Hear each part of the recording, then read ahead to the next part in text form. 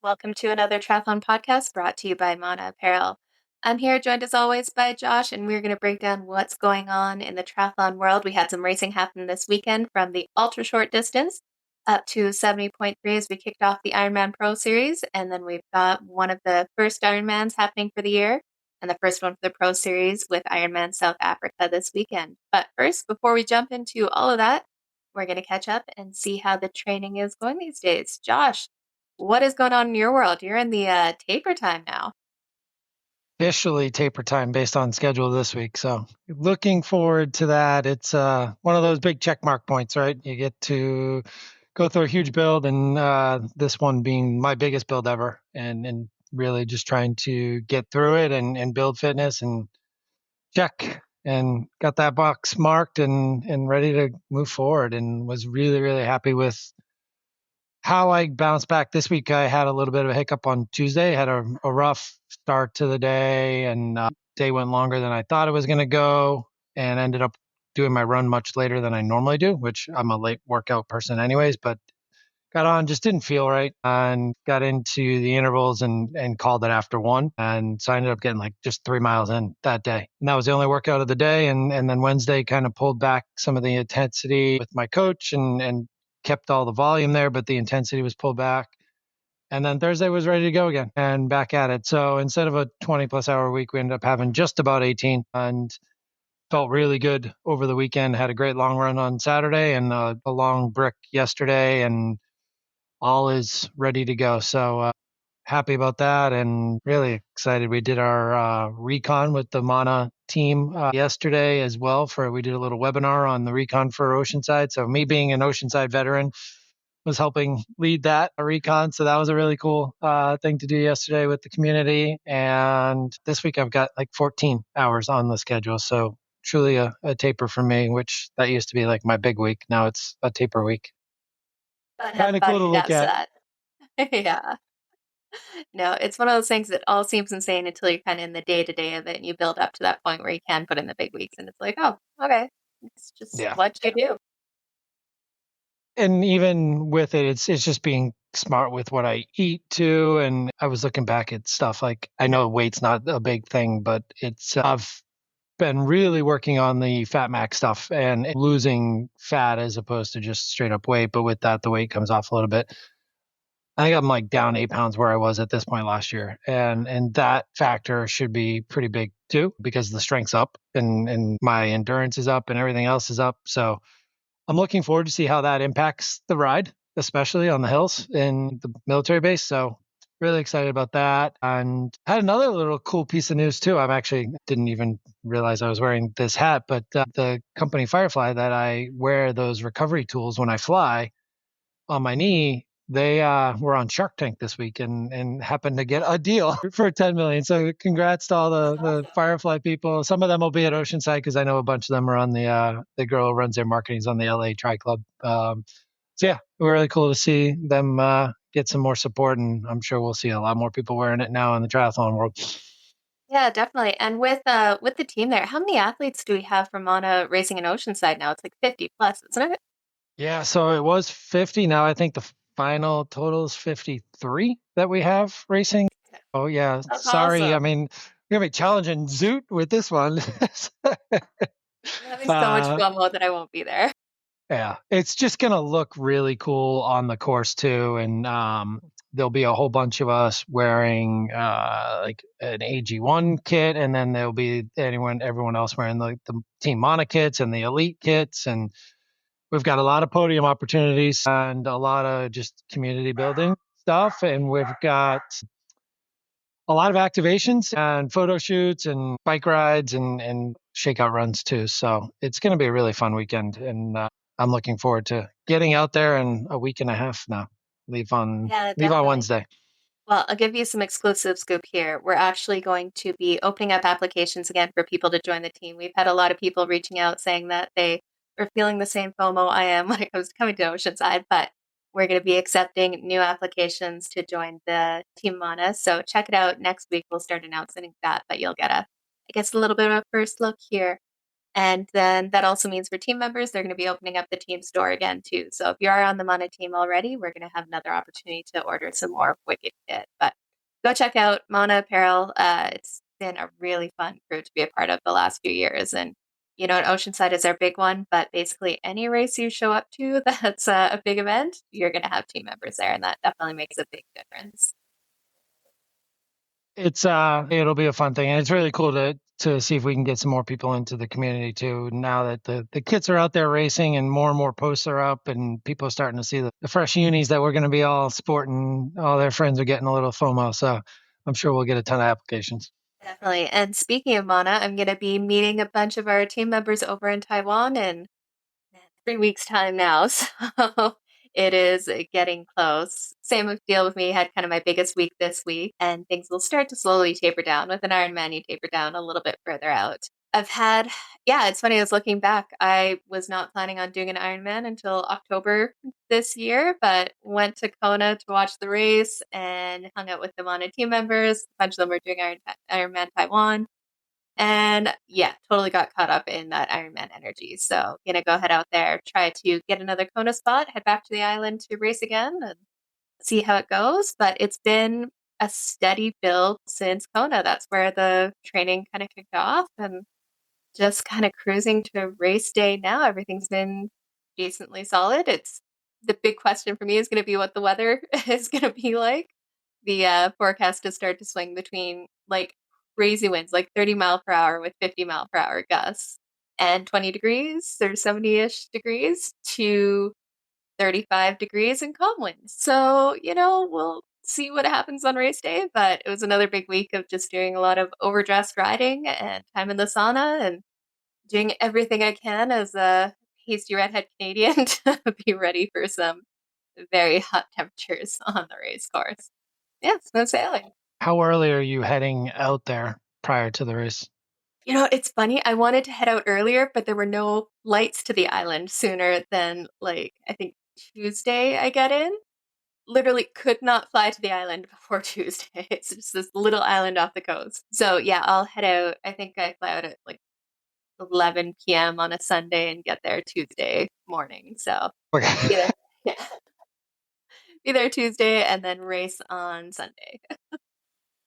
The wind is going to be a factor in both of our races. It sounds like one of the things I didn't on my long run on Saturday, we actually ran literally from the start line of the Boston Marathon I ran to 14. My wife ran to 15. So it's really cool to do that aspect because that piece of the course is not one people talk about often because they talk about the hills of Newton and the climbs, but for the first mile, you drop 130 feet.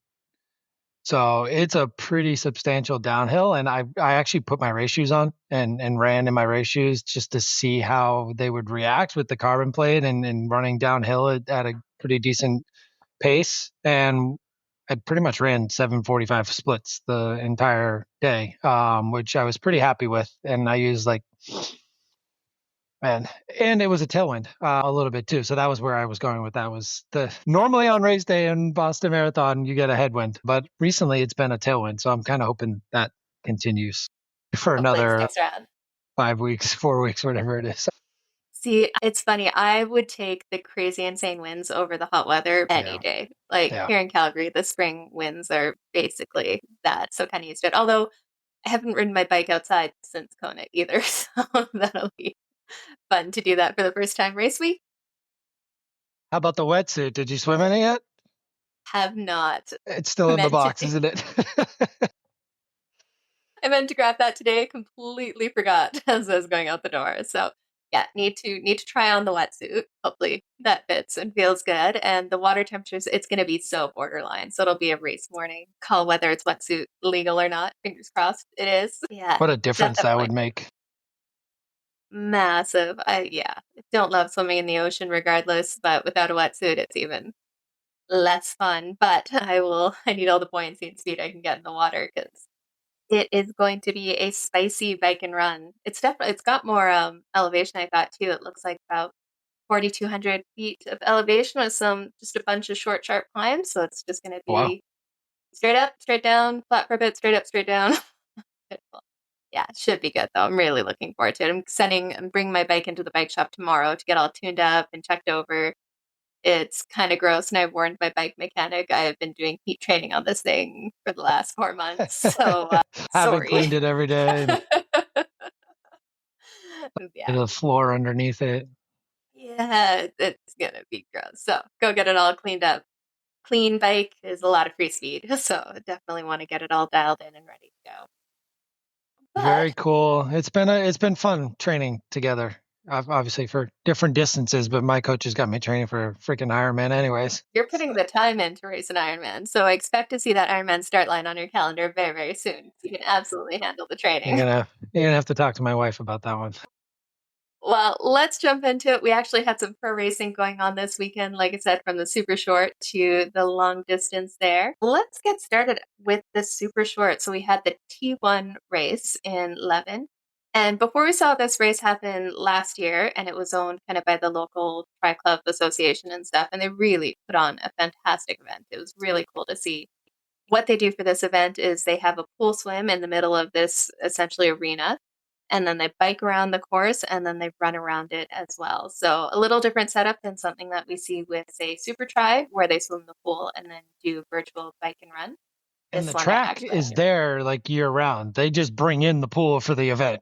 that is such a cool setup. Like it's really, really neat. And it's more fun to see them actually battling head to head. So because this is a very short, short distance event, they do have a number of heats to see who's going to be in the actual final. So some of these athletes are racing every hour just to get through the original heats, and then there's a couple chances for the repertoire, and then you get to the final to finally get to race it out. Did you get a chance to watch it this weekend? Yes, I did. I actually had a lot of it on. It was I was heading to from my run to my swim. I was able to catch a lot of it, and then right before I jumped in the pool is when I realized Hayden was not going to win. So I was like, all right, I'm going to start my swim a little early instead of waiting for him not to catch everyone on the run. But yeah, I was able to catch it, and it was just the atmosphere itself is so cool for the sport, and I know it's different and it's quirky, and but these guys are still getting after it, and they're pushing it. Like the transition area is crazy insane how fast. I mean, they're all getting out of the pool. They're pretty much the same time. So then they're all trying to grab their bikes, and then coming in from the bike, they're like, which rack's mine? Which one's mine? And they're in and out in what, 5 seconds, 10 seconds with their shoes. I mean, it's crazy how fast it is. And then you're on a track with all the noise going on, and you got the French going crazy for their own countrymen. And I just love the whole atmosphere of it. And it's quick. It's 9-10 minutes and for most of them, and full gas, red line, heart rate spike the whole time. So Imagine how high their heart rates are. yeah. So to think in how they operate in transition, it's like, wow, that's pretty impressive. That is, especially when they don't get the time to really like set up and get used to transition and stuff. It's basically they're swapping Practice. behind heats all the time. And Yeah. so they just have to run in and go. So it was definitely a very cool format to see. And I'm so curious what some of their power outputs and what their heart rates look like with those. With a 10-minute race, it's just leave nothing on the table. But at the same time, you have to race again to make it to the final. So no, it's fun to And it's watch cool there. too. They have the B finals too, so that everyone still gets like a shot to compete. And Yeah. like even that, the crowd's going nuts, and like the announcers are going nuts, and it's just like really cool to have that B final, semifinal, JV varsity game type thing. Mhm. No, and that would be such a fun event to actually be there in person. Like, can you imagine the energy in that stadium just going off the rails? And you can see everything the whole time. Yeah, that's the fun part. It's not you see someone fly by and then they come back 5 hours later to come rack their bike. But my daughter asked me, she's like, they're just going around in circles. That can't be fun. I was like, but remember, when you've come to my races, you see me for 30 seconds after standing on the side of the road for how long? Mhm. This is why. Now they get to see the whole race. Yeah, absolutely. Well, we had some fun racing in there, and we'll take a look at the results.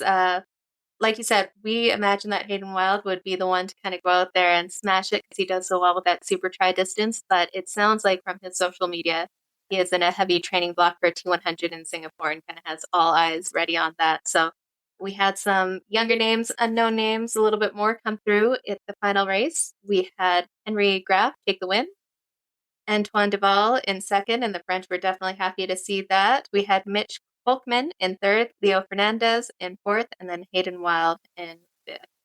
So it was fast, furious, some change-ups, some fun to see some new names, and that it actually counted as a World Cup for points towards their world rankings. On It the sounds women's like side, Graf's an up and comer. He's been training in Mallorca with Menno Koulas. oh cool, So he kind of had an idea that this kid was ready to go. And you have a good swim and you get out on the bike. We all know how that works, right? If you get out front and there isn't a huge pack chasing you down, there's just not enough time. And then a 1K run, these guys are all pretty much running the same speed for 1K. and especially there's a big difference between swimming fast in a pool and swimming fast in open water and being able to Yeah. draft. And some people are exceptional, like they outperform what they can do in the pool significantly. They can find the right feet or hip and just kind of draft off and stay in the pack, and they definitely I don't think get the Hayden even opportunity. mentioned that, right, in his social media post. The one thing he didn't mention was Watchgate, which he started. Yeah, yeah, that was a little bit odd. So World Triathlon had some updates to their rules and stuff, and I can't remember exactly what it was, but it was that they couldn't have watches during the Couldn't have a watch during the swim. swim and the bike, but he didn't understand why they couldn't have it on or not the bike. They could have a computer, but they couldn't have a watch for the swim or the run. So he's like, well, if we can have a computer for the bike, why can't we have a watch for the run? Yeah, The guy's like, I don't well, get I the don't whole make the watch thing. rules. Yeah, I don't understand the reasoning behind the watch thing. Like athletes being able to pace themselves is a good thing, especially like Hayden mentioned. If you can have it on the bike, then why can't you have that kind of same measure of your energy and output on the run? Yeah, that one seems like a weird, and it's not like it's getting in anyone's Well, Hayden way. won. They ended up getting the watches for the runs. He just wants his Garmin stats to be updated, and there Yeah, really right. it's not on Strava. It doesn't count, so he had to get the workout into My that. training status.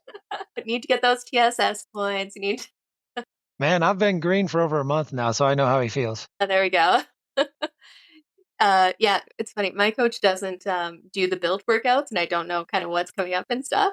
So everything is always gray. Do the workouts. Yeah. Oh, It yeah, is yeah, yeah. satisfying to see the green when you complete those in there. Yeah. Anyways, let's go over to the women's side. On the women's side, no shock or surprise whatsoever. We had Cassandra Beaugrand absolutely destroyed everyone, laughing people out in the races. She just was so With the dominant. home crowd. Could you imagine that? Like, that would feel so good. The crowd was And she seemed like absolutely she buzzing soaked it over all. her. She was like soaking it all in, signing autographs all weekend, like really playing the part of the hometown hero. And like, it's really cool too. Like we talk about the fan friendly aspect of this, but like people in the crowd, in the stands with signs with her face on it and like stuff you don't normally get to That's see what we at a need to see in triathlon. triathlon. Yeah. Yeah.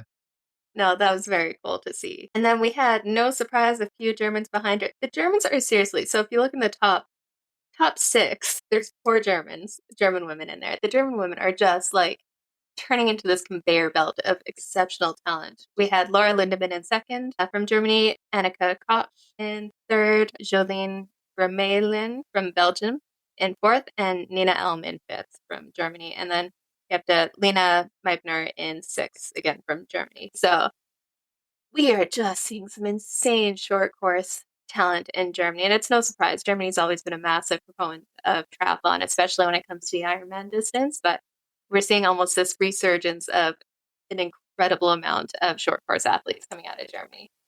Yeah. No, it's going to be interesting because I mean, it's too early, but they're building quite the team for 2028 if that's what they're looking at. And I mean, you talked about Cassandra lapping people. It was really cool to see her running while people were on the bike going by at the same time. I know that happens in an Ironman every once in a while, but when you're on a short track like that, 200 meters, it was pretty intense. It makes it just that more apparent. Yeah. Some serious domination. It'll be great to see her on the WTCS series this year and see how she goes there. We're definitely going to see a few new names in the WTCS series just because we're going to see so many of those short course athletes heading to the T100. So there's going to be some shakeups there. Hopefully, it's not just a case of Cassandra dominating them all, but I think she'll have some challengers from the German nation now. We are going to jump into a little bit longer here. We had the first race of the Ironman Pro Series with Ironman 70.3 in Geelong. And I'm going to jump in with my what the F before we go through the results, because the what the F was Hold on, cue this the elevator broadcast. music. Oh my goodness. So if you didn't try to watch the race, they got started, and then when they're on the bike there, basically they lost all ability to broadcast the event whatsoever. But for a very long time, it was just a shot of Geelong and the announcers trying to pretend that it wasn't happening and kind of talk through the race anyways, before they finally realized it's not coming back there. But the kind of fun part was the chat section of the YouTube broadcast of it turned into almost a Q&A with Hayden Wild, who was on there watching and seeing what was going down. So at least there was some entertaining banter there, but eventually they did cut the feed saying, yeah, we can't really. Yeah, because he had just finished in Levin, and it was now time to watch Geelong. Well, like everyone was all excited, like, all right, we get triathlon all day long, and No, just not going to happen. Yeah, it sounds like there were some Wi-Fi issues in there. Yeah, so they were unable to broadcast the race, which is really, man, talk about starting the season out with a whimper for the Ironman Pro Series, where it's supposed to be, okay, we're coming bigger, better, we're going to broadcast more, we're going to showcase this event, and and coming on the heels of this spectacle that is the T1 indoor triathlon, it's like rough. such a letdown. Hopefully they'll have it figured out by the time South Africa rolls around. Yeah. No, it'd be good to hear. Good news is, it sounds like Race Ranger was still working during the event because they have kind of an independent way of actually measuring those distances, and the devices speak to each other. So they were still able to use the Race Ranger. We just weren't able to see a lot of it go down, which is a shame because it sounds like off the run, there is some action going on with a number of athletes coming together off the bike and the men's race especially. But why don't we jump into the race that happened and we only saw it happen on the tracker? What went down, Josh?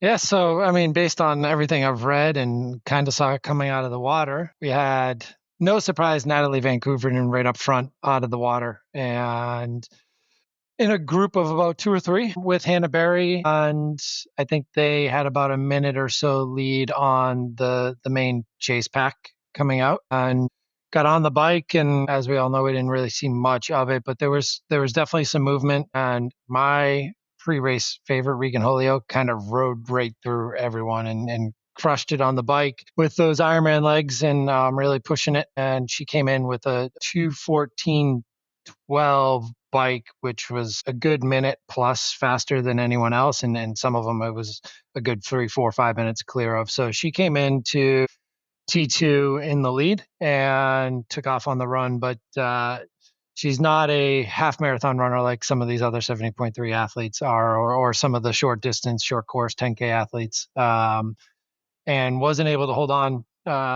too long. She finished fourth, but Natalie Vancouverden came right back after a really strong bike still, 2:15:22, so only a minute back. And her and Hannah Berry and Grace Steck kind of battled it out. They were trying to hold Grace off. Grace Steck ran a 1:18:59, a good 4 or 5 minutes faster than most people on that course, and pretty much everyone. She was the only one sub 1:22, and she ran a 1:18:59. So she was moving. She got up to third, but Natalie Vancouverden took the tape, and Hannah Berry with a strong second, only 30 seconds behind. So we all know in terms of the point system that 30 seconds is a pretty good finish in terms of what you get from the drop down. So Yeah, from and it first looks to like second. from the tracker, they were at 30 seconds for quite a while. Like Yeah. it wasn't that she came within 30 seconds lost, but it was just like that has to be so agonizing when you're 30 seconds back for miles and you just cannot close that It's 30 almost seconds. like somebody was telling her, like, wait, she's got her tracker on too. Like, all right, Yeah. well, 30 seconds, 30 seconds. she sped up 10 seconds a mile. I'm going. Yeah. Really? But I mean, I wish we got to see more of this race too, because it looked like a really cool area to watch. And the run course, with the way that was set up, I think you could see each other a lot. And that was the other thing with the bike course too. There was some crazy video of the bike course people coming back in with the loops. I mean, these loop courses, I know that for Ironman, it's easier to maintain and manage and get the permits that they need and the road closures they need. But man, it gets scary when you've got thousands of age groupers out there too. And there's a scene where the leaders are coming in and there's age groupers 2, 3, 4 wide, not even aware that these guys are coming in at 15, 20 miles an hour faster than they're going. And it got pretty dicey, I would imagine, for the pros, but doesn't sound like any damage was done and no accidents, but still not what you want to see in a race where we're out there with professionals and this is their livelihood. Yeah, especially in a pro series race too, right? Like there needs to be something to kind of ensure that safety. But if this were broadcast, like how amateur does that look for this sport? You have a bunch of age groupers going half the speed all the way across the road. Like the pros, they can't cross the center line or else they're disqualified. But you have a bunch of age groupers kind of weaving in and out, especially on aid stations. Like you've seen it get sketchy around aid stations just being an amateur in the amateur race. Never mind the pros coming through like significantly faster. So they definitely need to do better there. Whether it is like a surprise there wasn't a lead moto kind of guiding the way a little bit more. At least have them if there's a few packs coming through, because that did not look good from some of the social media posts, and I imagine it would have looked even worse. And just not a good look for the sport all around. Yeah. I mean, I think we all are fans of the one loop course and for a number of reasons. So the more of those we can get, the better, the safer they are for sure. And it's just nice to go out for one long 56-mile loop. Now, I can understand on a full distance, 112, it gets a little difficult to find that one loop. At least then you've had 56 miles of separation. But when you start separating, I mean, there's still tons of age groupers coming in and out of the same area. So yeah, well, thankfully we made it through. And on the men's side, as we're just talking about too, man, these guys all swam in the twins. They were the men's race was just about packs, and it's unfortunate we didn't get to watch it and see how it all played out. And obviously Race Ranger did its job, but 12 meters. So I think that's a big difference too. There were 20 of them together about halfway through on the bike in Not the that lead pack pack. out. Yeah. In the lead pack, not the chase pack, the lead pack of 20. And then coming in at T2, it was still 10 of them going out onto the run, which would have been really awesome to watch and see. And by 10K, Yella had kind of separated himself to the lead, but there was still a great battle going on between Jake Burkwhistle, Taylor Reed, Cameron Main, and Kenji Neener in the back there that were all kind of surging and trying to bridge the gap up to Yella or just battle for the podium positions. And man, they were flying. Yella ran a 107.58 for the fastest run of the day. So sub 108, and Jake Burkwhistle 108.47 was the closest to stay with him. Then there was a bunch of 109s and 110s. So the Yella finished with a 3:33.24. It's like, I mean, you talk about age groupers. That's an age grouper bike for a lot of people, and he's doing the whole course in 3:33.24. So it's insane how fast these guys are getting.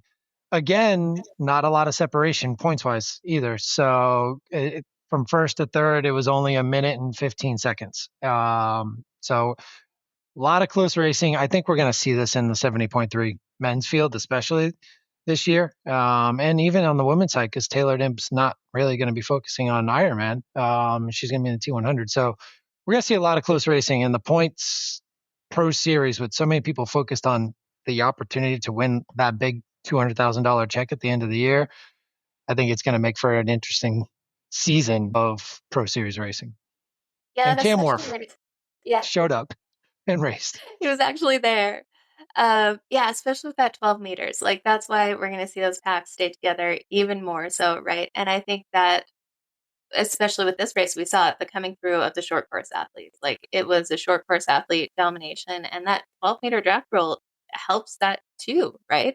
They're used to kind of working in those packs a little bit more, but I'm curious to see how this ends up. We're not going to see a lot of these short course athletes doing Ironmans so much. So a lot of these people who are at the top end here may not be in the Ironman Pro Series rankings at the end of the year because they're still focused on the Olympics in 2028, so they won't do the Ironmans, but they're definitely making it challenging for some of the athletes who are going after the Pro Series, who may not have that front end speed on the 70.3s, but they're good at Ironmans. I think the short course athletes coming to 70.3 is really going to have an impact on the Ironman Pro Series overall.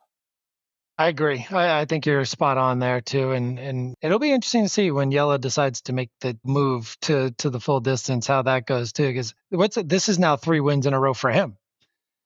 So I mean, we went through the whole Martin Van Riel, hadn't lost at the 70.3 distance for a while.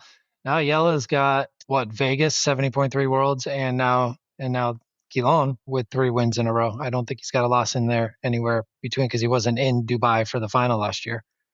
So he's on a pretty good hot streak, and this was a rust buster for T100 Singapore. Not a bad shakeout run. That went pretty well for him, I'd have to say. And yeah, he didn't lose too much fitness over the off season for sure. No, Curious to see if he's he'll fit. maintain that because yeah, he's just kind of come through from short course. He was solid, but middle distance, he is absolutely a force to be reckoned with. Absolutely. And yeah, and there were a bunch of long distance guys. Braden Curry had his fastest ever 70.3. I think I saw he put up. He finished 7th. Ben Hamilton was there. Cam Wharf finished 20th in 3:46.40. He's just building 13 into his 50 races for the year. Exactly. And only 13 minutes back, right? So he's still got some points. I think he's going to hope that his 70.3 Oceanside goes a little better, but I don't see that happening either. But maybe with the climbing, it'll make a difference. There we go. Well, before we jump into the race happening this weekend, why don't you tell us, Josh, did you find anything interesting in the social media world in the last week here? Again, it's been so much. I'm trying to think. There was a post that I did come across. The one of the cool ones actually outside of triathlon a little bit too. And as we shift our focus not away from triathlon, but into a little bit more of the Grand Tours and cycling, was the race that Tade was part of this weekend, and just the crazy finish and the amount of watts being thrown out. Like you could literally in a still photo see that these guys were throwing down over 1,000 watts in a sprint finish. And it was just absolutely crazy. Jenna, did you catch any of that? I absolutely did. So the race over in Milan San Remo was absolutely epic. Like anytime Gotcha shows up to a race, you kind of assume that this guy is going to win the thing. Like he's just such a force in racing. But Vanderpool had something to say about it. it was unreal. Attacks the whole race through. It was so good to watch. And in the end, yeah, Matthew Vanderpool just edges out Filippo Ganna and today Pogačar at the finish line there. And you see down to like the last couple 100 meters, they're all playing it so tactically. They're slowing down to like looking over your barely soft shoulders, pedaling, trying to see if people are coming up behind them and who's going to attack first, who's going to go off the front. And if you haven't seen the finish of that race, it is gold. It's so good to watch. It'll get you fired I up think there. Tade actually lost that strategy battle too, because it was like when they finally decided to go, it seemed like he had He's just lost off the some back. touch. Yeah. Yeah. So that was probably the difference maker because he had a bridge to get back up. And it's unbelievable I mean, like literally sliding across the whole road Mhm. and just to keep the aerodynamics there and the wind protection and the drafting. But yeah, check it out on any of like the Velo type cycling Instagram pages, but it's a finish to watch for sure. Yeah, that was so good. But you know what the other posts I liked this week too were all of the ones around the Ironman Geelong broadcast or lack thereof. Yeah. On Your Left was crushing it. Yeah. Ironman memes was crushing it. Yeah, 140.6 memes. Like there's some solid ones there. So go take a look. There's some really great ones that had me giggling for sure as it was refreshing to see if the broadcast would come back. Yeah. And kudos to I'll have to Harash Media. She was able to get a media credential and do the coverage of Geelong. I guess sounds like Kyle at Pro Tri News helped get her access, but she was really the only one giving us live updates.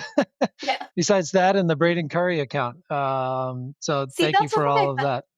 yeah, that's something I question that Ironman doesn't do more of. Yeah, your broadcast goes down. Send out a bunch of people, put them on the Instagram page, and Use the start Sherpas. posting stories. Yeah, and like clips of it, right? Like, because you got people on the ground. Just I know it's a little bit chaotic and stuff, but pivot and at least get some updates. Because when we're watching trying to find random people's social media stories to get updates on what's going on in the race. That's not great. That should be part of like a contingency plan. Because it's not the first time they have broadcast issues. So have a B plan, send out a bunch of people, get them on Instagram, and at least give us a few more looks into the event. Maybe this was like their warning shot to get it right in Oceanside, which we know is always a difficult broadcast to have when you go through the military base and all of the ramifications there. So hopefully it's their first race of the season too, but got to be better.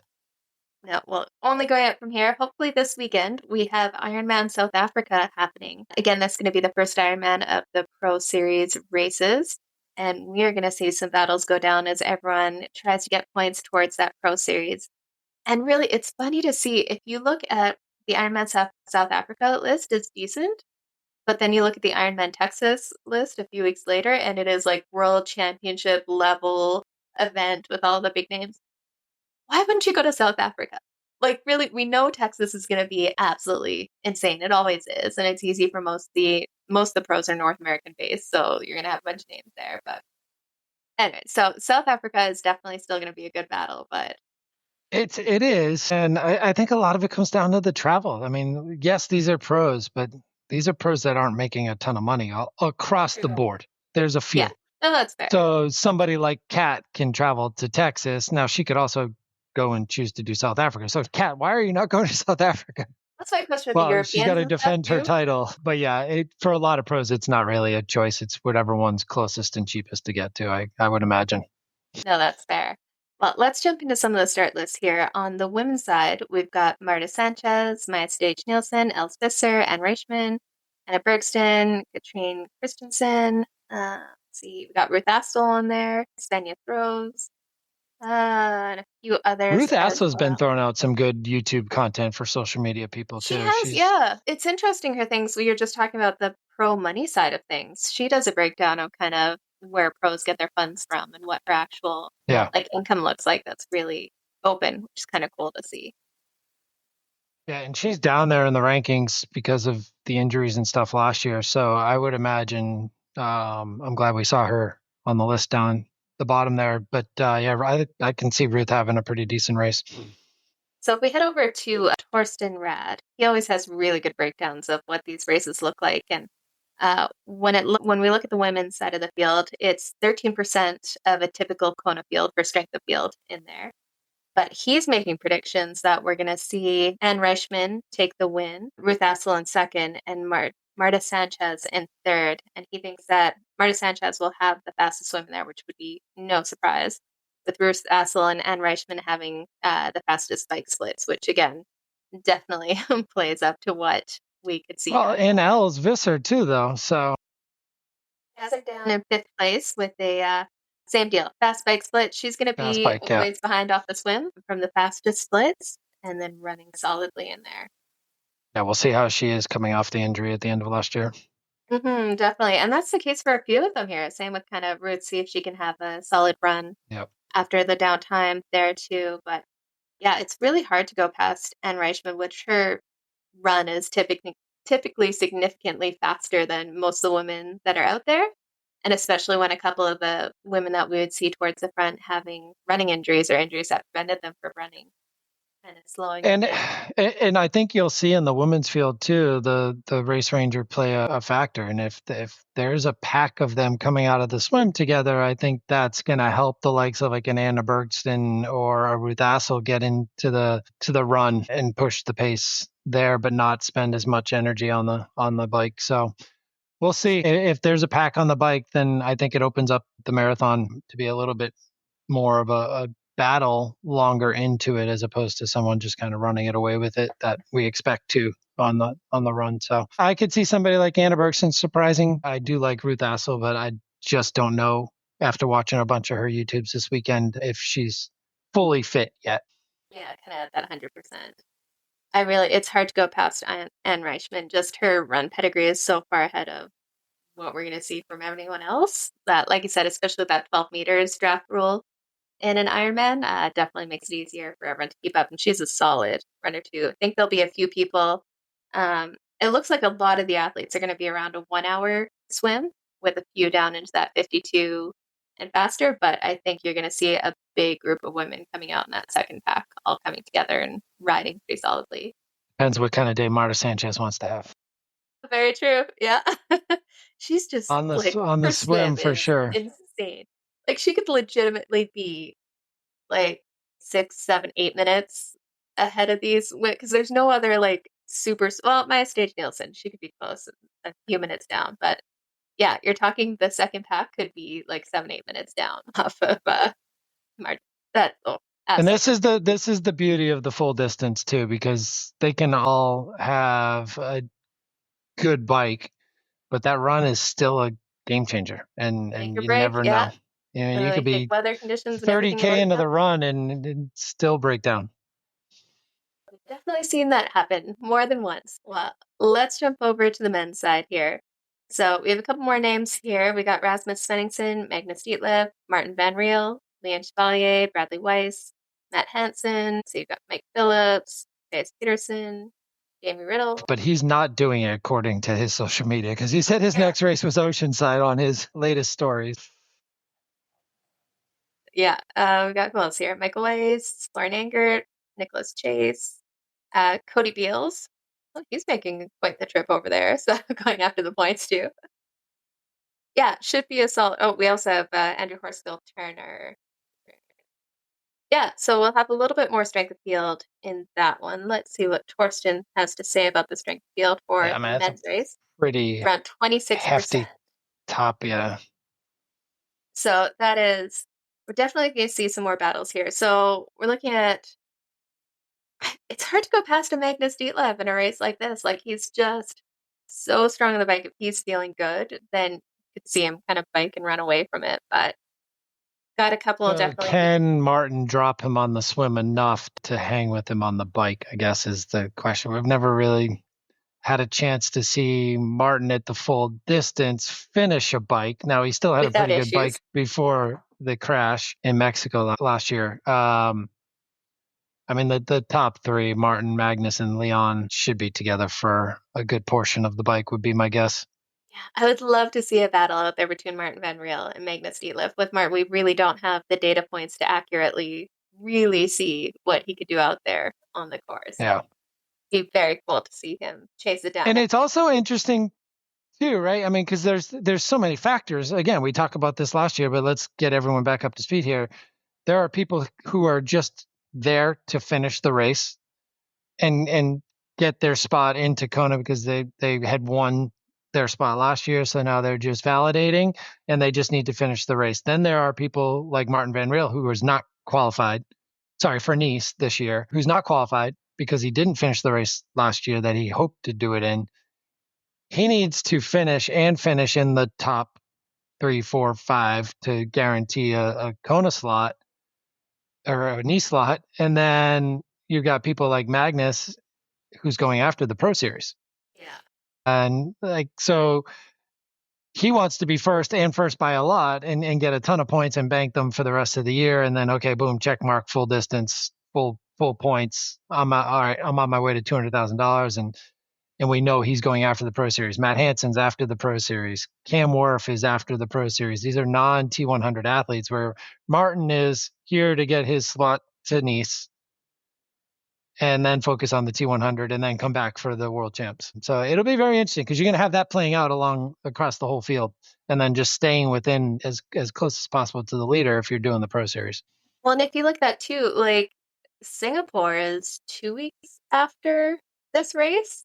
Yeah. So is Martin Van Riel going there to check a box and get that knee spot so that he can qualify and jump? No. Singapore is a week. Is it a week? Oh yeah, it is a right? week. Yeah, no, Yeah. you're right. On the 30th and the Yeah, it's the same weekend as Oceanside. Jeez. Yeah. So he's got to do a full and then back it up with his main race in T100 Singapore. Now, he also knows that T100 gives you enough opportunities to come back from a bad race too. So you can so he just needs like 5 to out. Yeah. So you can kind of cruise through this one and have a few more opportunities out of the other races. But he going can't on really there, just cruise that's through just this not race. Feel good. No, I can't see him doing. Not with that field. I mean, because he's got to get a slot. he's going to have to go for it to really get it. And he just doesn't seem like the type of athlete who could check the box, roll around. Yeah, I mean, he's going to show up to Singapore and just totally. He's going to pull a Yuri Kulin. Man, and if you think about the recovery after that too, like traveling from South Africa to Singapore, and it could possibly be like a Saturday race for him in Singapore too. So it's like 6 days. Oh man. Yeah, it's not a lot of no matter recovery how fast time or at slow all. you go, that's going to be painful. Yeah. Singapore is going to be rough. But these days, it only takes them like 2.5 hours to do a T100. I mean, well, hopefully we'll get some coverage of that and see everything go down, because I think that could definitely be an interesting race. We're going to have a few people off the front there. We're going to have like the Magnus Ditlevs, the Dennis Bro, the Bradley Weisses, all around that 50 minutes, kind of going fast out of the swim. And then from there, it's not too, this one we have a lot smaller gap in kind of the swim abilities. So there should be a few people coming through, because Cam Work won't be far behind. And we know that he can typically put in a pretty solid bike sled. He rides bikes once in a while. But you said he's not going to be down here at this one? It doesn't sound like he's going to be down there. He said, "I'll see you at Oceanside." So, and that was the kind of the end of his story. So he's going from Geelong to Oceanside in 2 weeks. Geelong, South Africa, Oceanside? I mean, until the race actually starts and he's not there, I guess we probably can't push it past. But it does not sound like he's going to. I would imagine it's probably Geelong, Oceanside, Texas for Cam Wharf. That would make sense. Yeah, you got to wonder why they don't. Actually, I don't think he's actually on this start list. Yeah, I'm looking at the PTO start list to get all the rankings for this one bike run. Well, hopefully we get a chance to actually watch this one and see it all go down and see some close racing. It'd be fun to see right up at the front, everyone kind of battling it out there. I think we'll see a decent group coming off the bike together, because there are a few watts in that pack. So we should see a good run battle out there. And that's always the most fun, just to see them go out hard together and drop up one by one, or hold on to the end and get an epic finish. Who do you got for the women's race? Ooh, for the women's race, I can't go past Anne Reischmann. I think she's just got a run that's significantly better than everyone else right now. If she's healthy and ready to fire, then I think she's got it. How about you? Been going back and forth between Anna Bergstrand and a flyer on Ruth Astle. Yeah. I'm going to go with Ruth. We'll see how she does. Love it. Let's go there. Okay, how about for the men's race? Who do you got for the win there? I think Magnus. As much as I want to say Martin, and even Leon with he's so good at this distance.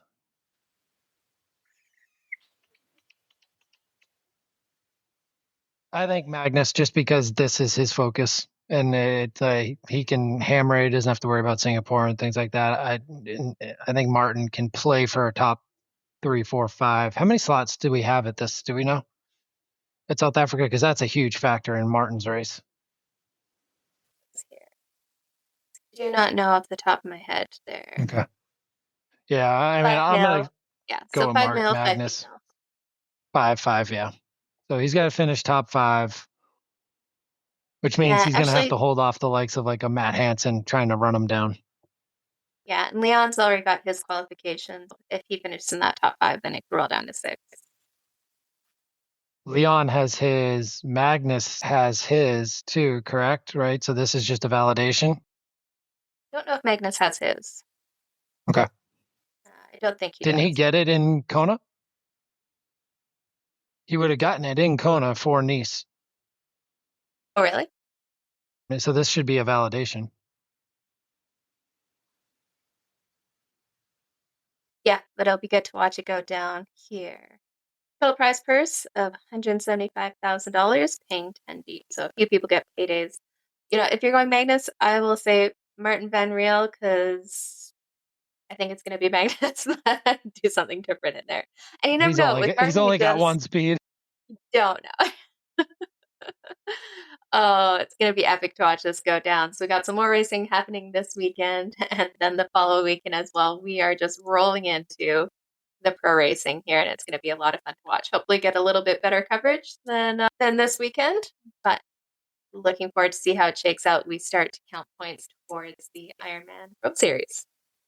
And we've got a special treat next week, right? We're working on hopefully having a pro help us give the rundown of the Oceanside preview. Absolutely. Stay tuned. We're going to try to have more guests on here regularly and let us know your thoughts.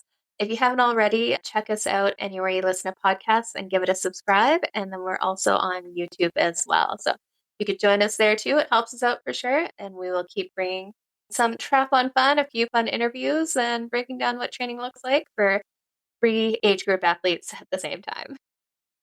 Enjoy those tapers. Stay healthy. See you in Oceanside. That's for sure. Have a good night.